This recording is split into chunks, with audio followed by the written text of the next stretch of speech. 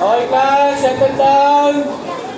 Sit properly, pick up all the pieces of papers under your tables and chairs. Linis muna tayo, baka maagaan naman tayo. Linis muna, linis. Class, listen. Daputin muna yung mga... Hello! Pakitapos mo muna yung mga papel sa ilalim ng kamesa. Sa upuan. Okay.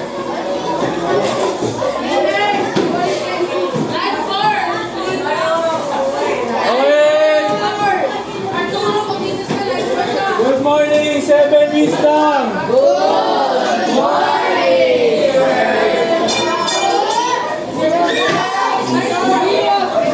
Again, good morning, Seven Wisdom.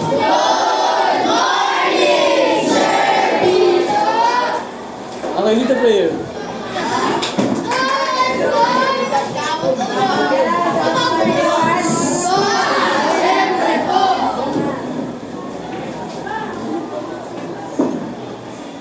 Diyan yung marinig.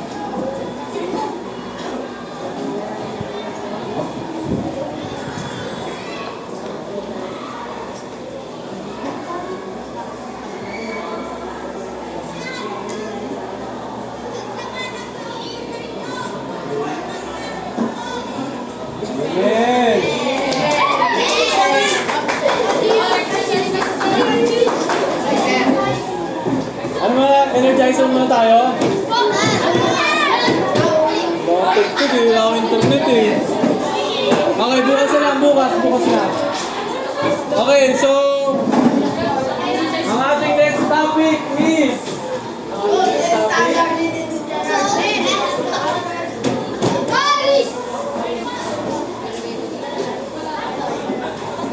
okay, our next topic is the codes and standards in industrial arts and services. So, meron ako dito prepare na ilang mga image. Anong nakikita nyo? Raise hand, hindi sumagot. Raise hand. Mga kuryente. Nagbangan. Nasusunog. So, sa tingin nyo, ano yung mga yan? Ano? O, mga aksidente. Okay, need ng service. Okay, sige. Isa lang. Oh, dangerous. Electrical hazard. Yung isa. Yung isa. So, ayan. Ayan yung mangyayari sa inyo. Ayan yung mangyayari sa inyo kapag hindi natin alam tungkol sa standards in industrial arts and services. So, mahalaga na malaman natin yung codes and standards sa industrial arts and services para maiwasan natin tong mga to. Malinaw ba? Okay, bago yon, meron tayong mga definition of terms na kailangan malaman. Kahapon, nalipin na natin to. Matasa ka naman na.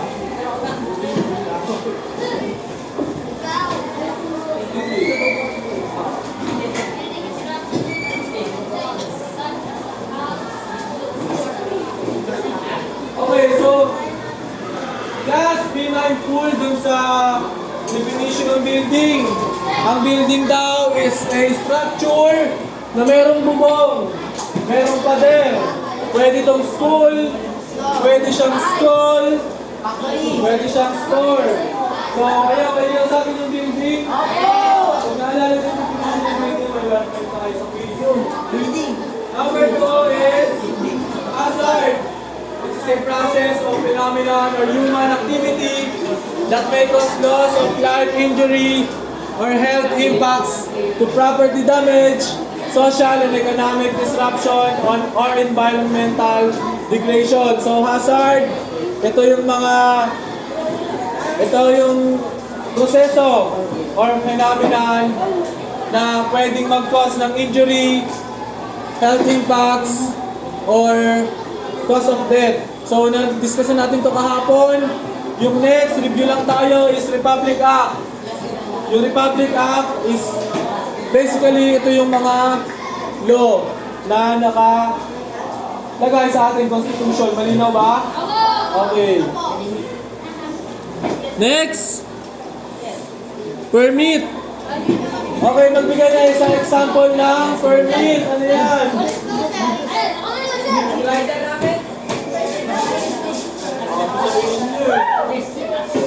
Oh, yung cleaner. Paano dito? Oh, ayan. Ayan.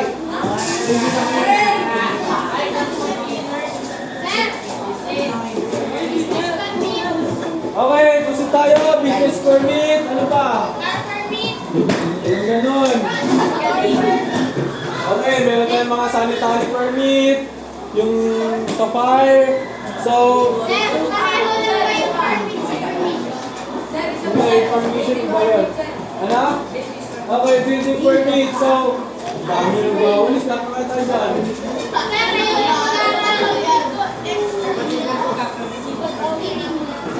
Okay, so yung permit, kailangan natin siya para bago tayo mag-proceed dun sa mga, for example, yung business permit, bago sila mag-operate, kailangan nakapasa sila sa sanitation, sa fire, sa earthquake, mga test. So, kailangan nila ng permit na yun para makapag-operate sila. Tama? Okay. So, meron yung mga building permit para makaproceed sila sa pag-build mo. Building na yun. So, yung building pa, yung plano ba dun sa building na yun is kompleto, hindi matutupa. No? Tama ba? Okay, so next is fire the system materials. This type of materials is resistant to fire, meaning hindi siya basta-basta nasusunog. Then, next tayo, next. Ano nga ulit yung ano? Ito. Ano yung may nakas ng kamay? Okay, sino yung familiar sa kwento ng Three Little Pigs? Lahat kayo? Sige, ano yung isang trait ng unang pig? Kamihan! Okay, sige ate. Ha? Okay, ano siya? Ano siya? Ano siya? Ano yung katakigan niya? Ano yung bright na yun?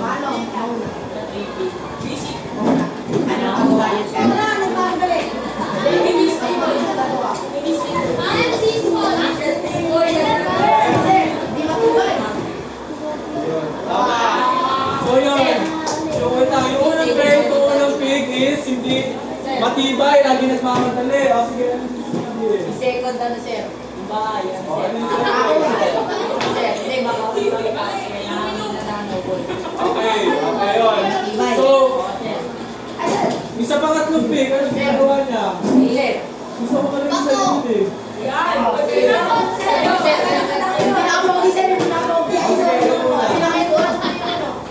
Sinementohan. So, tumigas?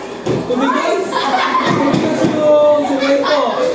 Okay, so yun. Three little pig. Tandaan, yung unang pig, yung trait niya is okay na siya dun sa ano, sa kahit hindi matibay pero mabilis. Kasi tamad. Ay, gusto niyo ba ganun kayo? Opo! Ito gusto mo? Yung pangalawa, Ayoko! Pwede naman. maglilinis. Yung pangalawa, doon na siya sa, pwede na yan. Okay na to. Hindi ganun katibay pero, Pwede na. okay na to. Pagkabahan. Okay, yung sa third pig, Pangmayaman. siya naman, nag-invest siya dun sa bahay niya, kahit matagal pero matibay naman. So, nung iniipan ng mall, hindi. And hindi so, yun, yung tatlong pig, dun lang din sila tumuloy sa pinakahuling pig.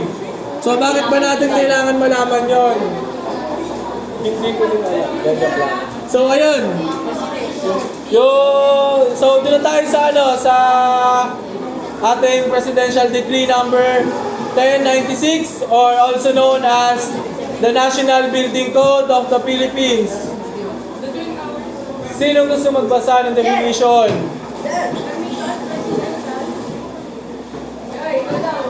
Pinakamaganda, tayo.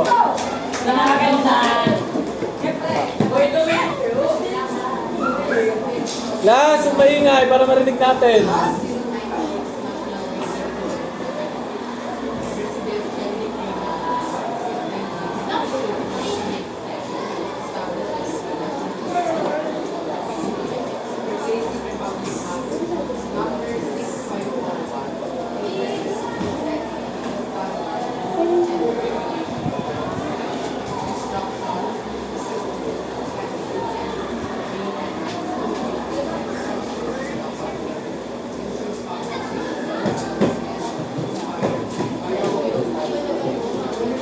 Okay, thank you very much. So, sa tingin nyo, bakit kailangan natin yan? Bakit kailangan yan ipatupad ng bansa natin? Sa place of definition. Okay, sige, sa Sir, para ano? Para hindi matawag mo ba? So, yan. Tapos yung ano? Yung Mga tao pag ano, pakawalan mga bahay. okay, so tama. Tama naman. So, kailangan rin yung permit na to. Sa nakasulat na dito para masigurado natin yung safety ng mga yung safety ng mga tao na tutuloy dito. For example, kayo, bago ginawa tong building na to is maraming permit.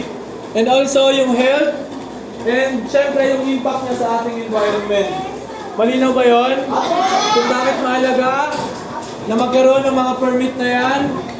At dahil malinaw, syempre proceed na tayo. So ayan, key provisions. Ayan yung mga permit na sinasabi kanina. Number 1 is building permits. For construction, next is structural requirements. Specifies the safety and stability standards for building. Next is yung fire and safety regulation. Para dun sa kaninang sinasabi natin na fire resistant. Next is yung sanitation.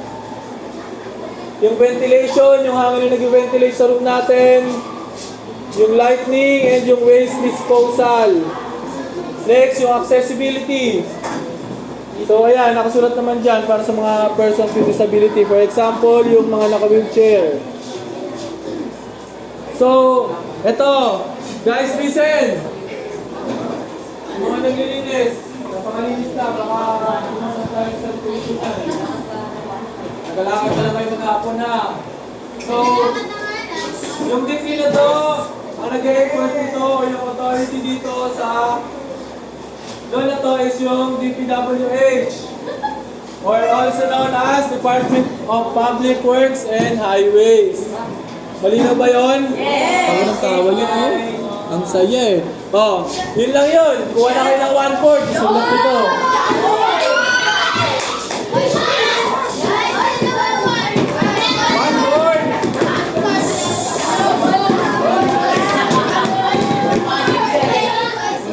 Guys, pwede tayo kumuha ng 1/4 ang binagingay.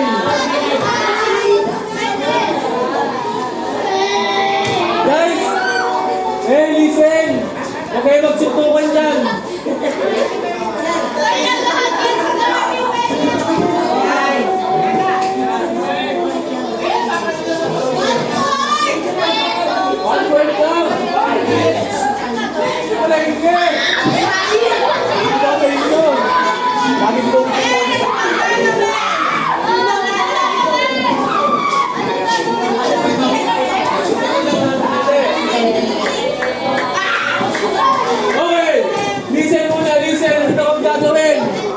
Lagyan nyo na sa una, sa may bandang left side, lagyan nyo ng space. Then sa kabila, isulat yung minimum requirements. Lahat yan, isulat. Ha? Required.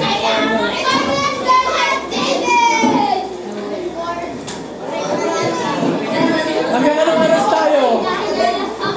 9:30?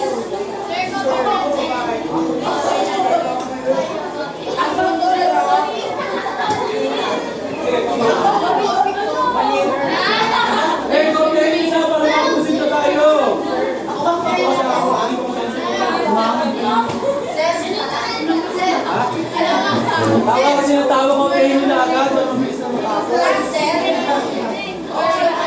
Lahat gusto nyo isa lang complain. Pwede rin naman. Yung mga nagpagilan. Oo. Ha?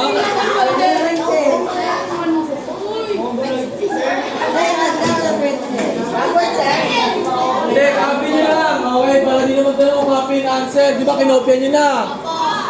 So, answeran nyo. So, kung yung ano ba, okay, For example, yung sa number 1, yung kasabayan. Dwelling location and lot occupancy. I-search nyo na lang. Alam nyo ba yun? Hindi. Ako magkasabi sa inyo mamaya, masakapin nyo muna. Doon muna tayo sa pangalawa. Light and ventilation. Dito ba sa silid-aralan na kinakaupuan nyo, maganda ba yung lighting? Yung ventilation? Naiinitan ba kayo? Okay sa home lang para malamig. Kung maganda yung ventilation tsaka yung ilaw, i-check nyo lang yung pangalawa. Okay. So recorded yan.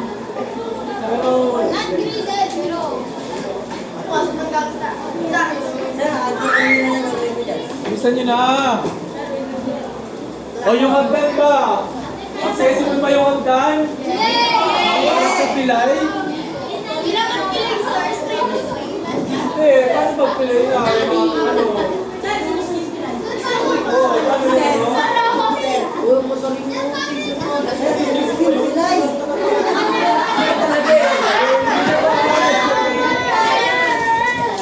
Yung entrance tsaka yung exit ba? Accessible? May sunog? Sanitation, meaning yung kalinisan. Ha? Very good! Copy him.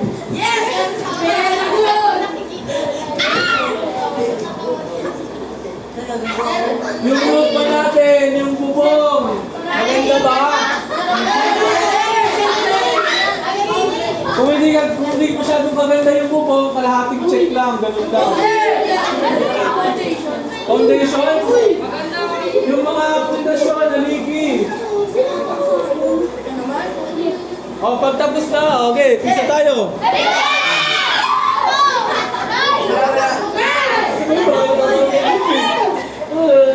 Parang ako lang dito.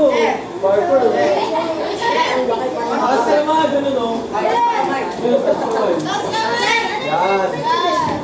Ventilation, yung hangin. Hangin dito, may permit, siyempre. Bibigyan kita mamaya. May permit para humingarot. Tapos kaya ang dami mo bitibit kayo. Ako masisipag, hindi mo masipag. Tapos yung ginagawa. Yes, sir! Masipag, sir! Masipag lang yan, sir. Masipag pa din. Sir, ako, sir! Ano, ba't madami may sinabi mo kasi sinulat ko eh. Huwag kalimutan nilagyan ng pangalan tsaka ng section. Pwede mo mag-address sa dulo. Okay, isa-isa na lang yung tanong. Sanitation, makinig, parang di isa-isa. Yung kalinisan natin, may second emotion dun, oh. Kung magsasalita ako, huwag nyo kasabayan. Yun naman pala tahimik. Ito lang nagpatahimik eh. Bilisan nyo na, may quiz po tayo. Ano ang para sa inyo? Yes, sir! Sir, bonus pa lahat! Sir, bonus lahat! Pwede na! Sir, bonus mo lahat. Wala lang! Sir,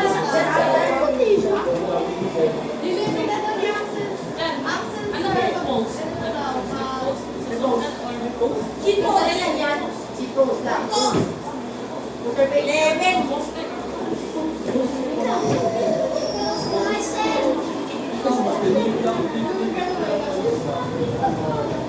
ano yung sabi mo sa akin?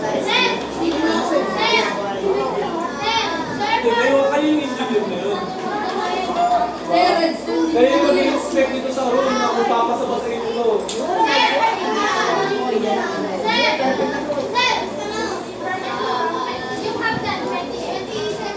Okay, dito na nakasasal. Kami tayo. Sanitation yun. Sanitation yun. Ano yung phone din?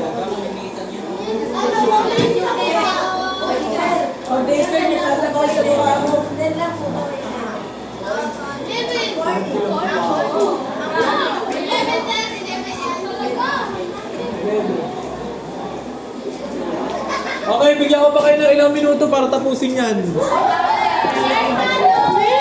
3 minutes.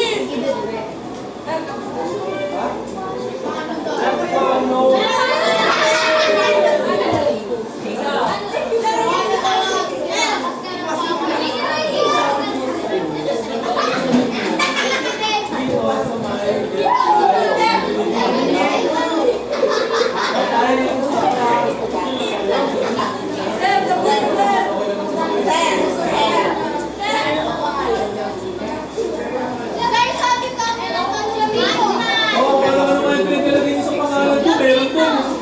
Joyta. Vito.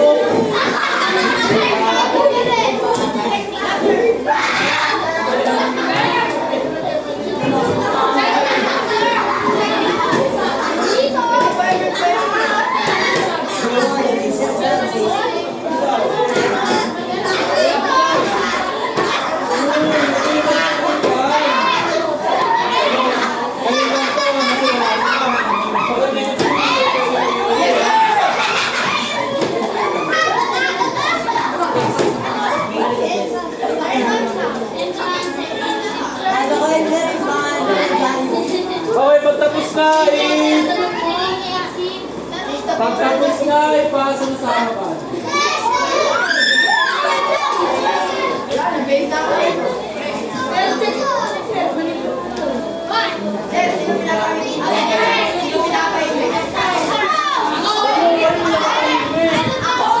Ito mo sila, pasensya na ako, ako yung pinakahimik. Namatay na ako sa harapan sa inyo eh. Para sa harapan, hindi sa akin. Antayin po sa likod mo. Sir, nasarap yung dito kasi. Nasarap kami ng... Tama na.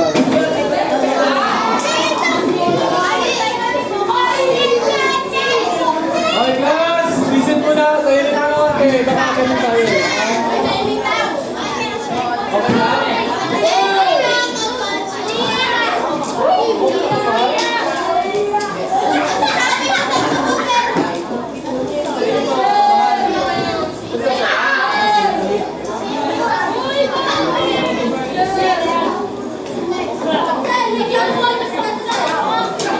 Okay, yung mga nagpasa na, kuha ulit ng 1/4.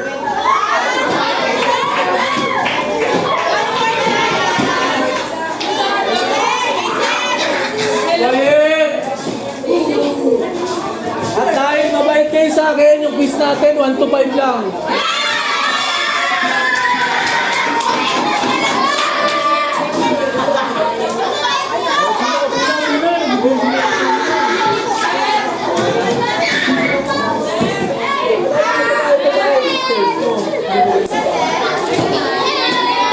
Okay, listen mo na, listen!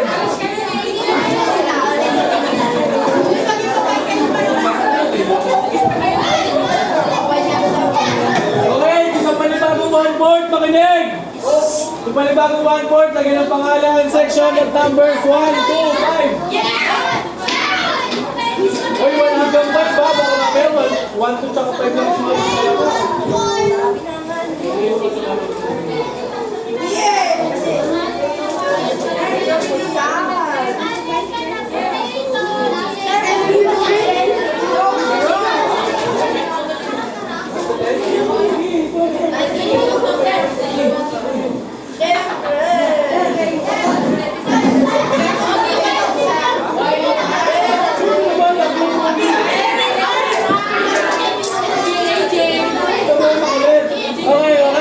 Okay na, may pangalan na?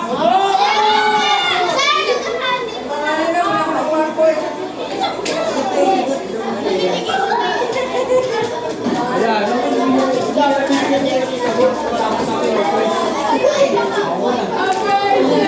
Pag nag-quiz tayo, maingay kasi may mga nagbabasa. Tapos, wala sa palengke.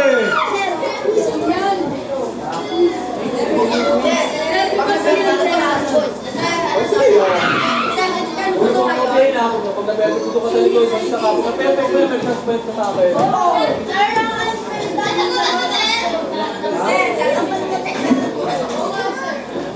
Lahat kayo may size boy. May makulit kasi ito eh. Diba?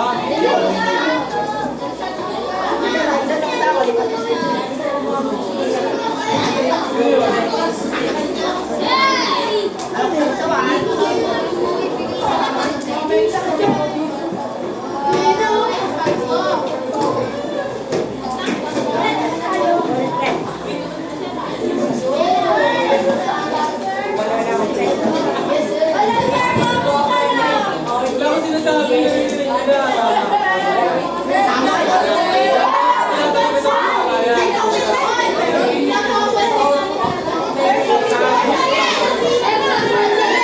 Okay.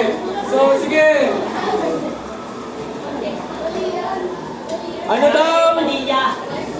Ano daw yung government agency? Oh, really nakakasa yung sagot.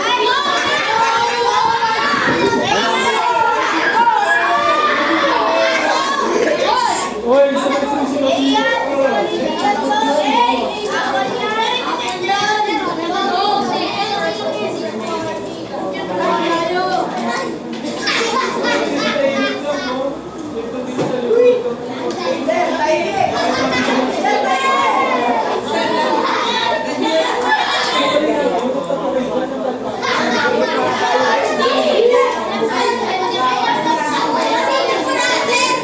number 3.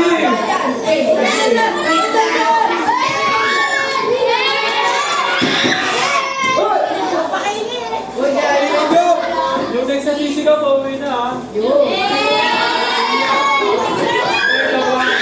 Yung nagsasisigaw, yung papel niya, ididiretso ko na kay ma'am.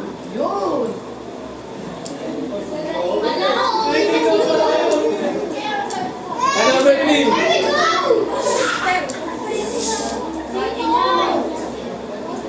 Gusto magpakabait na ba lahat yung may class kayo sa akin? Sige, sir. Support grade nga lang. Okay. Ano ingay? Ano?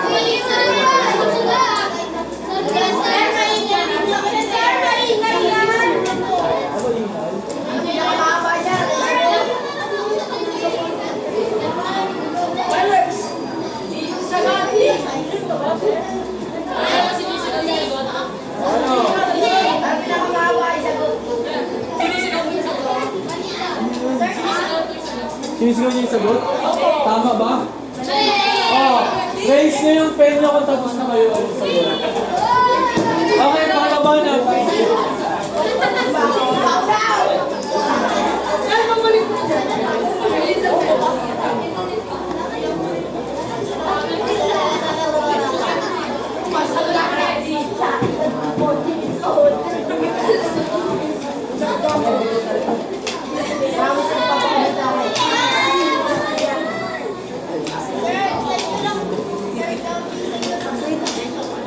Nakasigaw pa siya yan?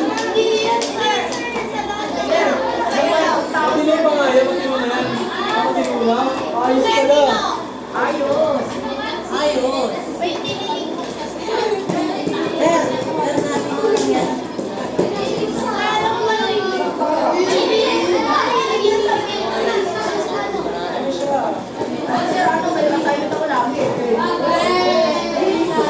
Siya yun yun dyan. Siya yun. Siya. O sige, pwede bang pura? Huwag lang mo lahat.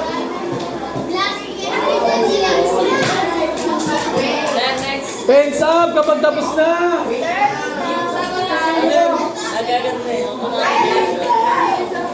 O, pagkaba na. Mabaho na. Ito tapos? Uy, may 3 minutes na lang tayo. 3, 2, 1. Hey, number 5. Yung mga hindi nakasagot, bigyan kayo 1 minute. Tapos na. Oh, tapos yun, ganun lang kadali, di ba? Napakadali, basic. Basic ang muna. Uy, di ah. Matasis ko. Wait lang, pagkatapos ng 5, ipalik tayo sa number 4. Okay na. Consider niyo yan, mag-exchange paper. Sir, mag-break. Wait lang. Okay, okay na? Okay na? O, balikan natin yung number 4.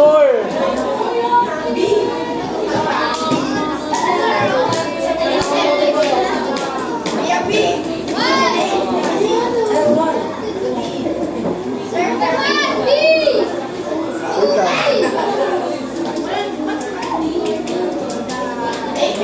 Oy, say ano, checkan niyo yung sarili niyong papel.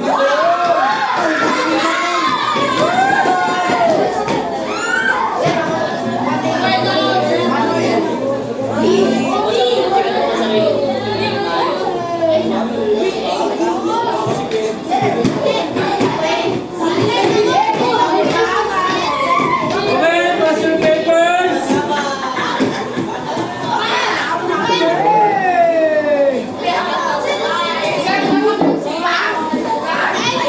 Open this.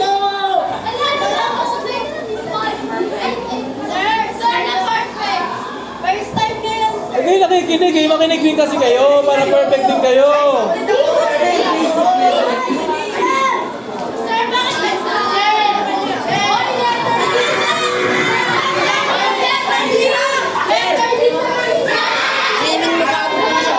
Sino?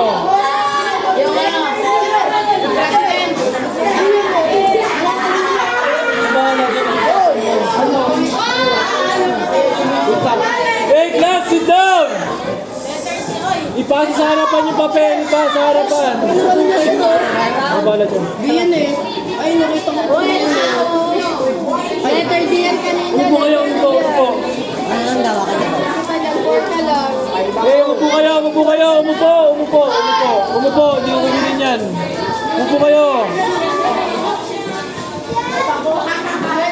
Okay, class, pass the papers and join.